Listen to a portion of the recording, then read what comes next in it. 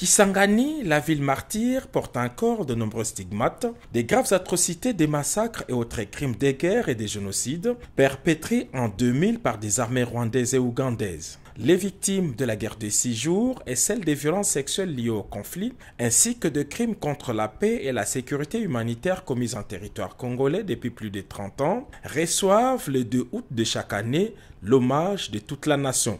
Après Kinshasa en 2023, c'est au tour de la ville de Kisangani d'abriter cette année la cérémonie commémorative du Génocauste, les génocides congolais pour des fins économiques. C'est au cimetière des victimes de la guerre des 6 jours qu'a été érigé en 6 jours également les sites mémoriels. Représentant les présidents de la République, Félix-Antoine Tshisekedi Tshilombo, et au nom de toute la nation congolaise, la première ministre Judith Suminwa Tuluka est venue se recueillir et rendre hommage à nos compatriotes. La chef du gouvernement a reçu quelques explications du directeur général du FONAREV, les maîtres d'ouvrage de ces sites mémoriels, avant d'entamer son parcours de souvenirs.